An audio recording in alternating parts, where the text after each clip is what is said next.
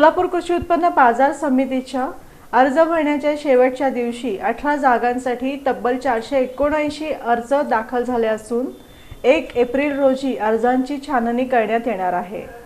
संपूर्ण सोलापूर जिल्ह्याचं लक्ष लागून राहिलेल्या कृषी उत्पन्न बाजार समितीच्या संचालक मंडळ निवडणुकीसाठी उमेदवारी अर्ज दाखल करण्याच्या शेवटच्या दिवशी तब्बल 479 जणांनी उमेदवारी अर्ज दाखल केले। अर्ज दाखल करणाऱ्यांमध्ये शेवटच्या दिवशी आमदार सुभाष देशमुख यांचे पुत्र मनीष देशमुख, अविनाश महागावकर, अमर पाटील, रामप्पा चिवडशेट्टी, राष्ट्रवादी काँग्रेस अजित पवार गटाचे प्रदेश उपाध्यक्ष किसन जाधव, व्यापारी मतदारसंघातून नागनाथ जावळे, मुर्शिद बागवान यांच्यासह अन्य उमेदवारांनी अर्ज दाखल केले।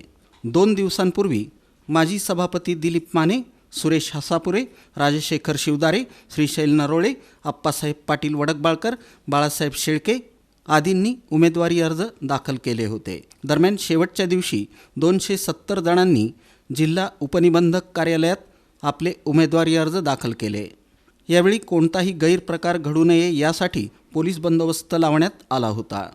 बाजार समितीच्या निवडणुकीसाठी 5 दिवसात एकूण 835 अर्जांची विक्री झाली। त्यातील 479 उमेदवारांनी अर्ज दाखल केले। यामध्ये 50 उमेदवारांनी दुबार अर्ज दाखल केले आहेत। स्थानिक स्वराज्य संस्थेच्या निवडणुका रखडल्यानं बाजार समितीच्या निवडणुकीसाठी सर्वपक्षीय पदाधिकारी आणि कार्यकर्त्यांचे अर्ज दाखल झाले आहेत। यातील किती उमेदवार अर्ज माघार घेणार हे 16 एप्रिल रोजी स्पष्ट होणार आहे। दरम्यान सहकारी संस्था सर्वसाधारण मतदारसंघातून 11 जागांसाठी 151, सहकारी संस्था महिला राखीव मतदारसंघातून 31, सहकारी संस्था इतर मागासवर्गीय प्रवर्गातून 26, सहकारी संस्था विमुक्त जाती भटक्या जमाती 37, ग्रामपंचायत सर्वसाधारण 108, ग्रामपंचायत अनुसूचित जाती जमाती 33, ग्रामपंचायत आर्थिक दुर्बल घटक 20, व्यापारी प्रतिनिधी मतदारसंघातून 56, हमाल तोलार प्रतिनिधी 17 असे एकूण 479 अर्ज प्राप्त झाले आहेत। दरम्यान बाजार समितीच्या नोंदणीसाठी 25 ते 28 मार्च दरम्यान अर्ज विक्री आणि दाखल करण्यात आले होते। 429 उमेदवारांनी 479 अर्ज दाखल केले।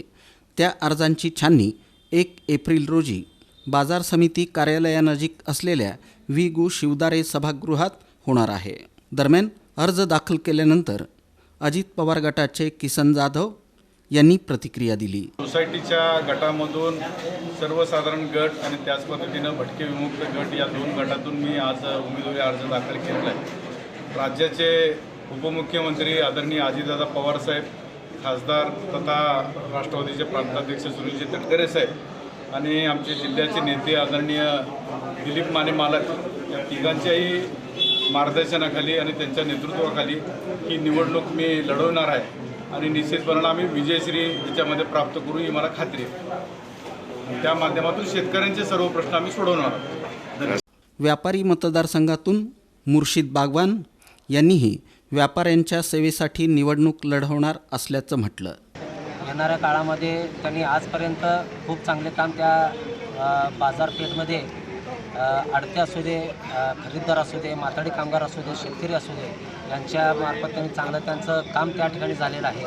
आणि आमचं बाजार समितीमध्ये जे संघटनेचे उमेदवार असतील, आता जे उमेदवार आहेत ते संघटना ठरवेल, त्या ज्या संघटनेचे उमेदवार असतील ते अधिकृत उमेदवार म्हणून त्या ठिकाणी येतील आणि त्यांच्या पाठीशी पूर्ण संघटना राहील असं या ठिकाणी मी ग्वाही देतो। आम्हा सर्व त्यांच्या सहकार्याने एक अपेक्षा आहे की येणाऱ्या काळात मुजीब भैया यांच्या रूपाने एक तरुण तडफदार व सर्वांना सामावून घेणारा आणि कृषी उत्पन्न बाजार समितीत जाण असणारा एक चांगला व्यक्तिमत्व त्या ठिकाणी संचालक म्हणून जाईल अशी आम्हाला अपेक्षा आहे। तसेच आमच्या संघटनेच्या वतीनं त्यांना सगळ्यांना त्या ठिकाणी आम्ही मनापासून शुभेच्छा देतो।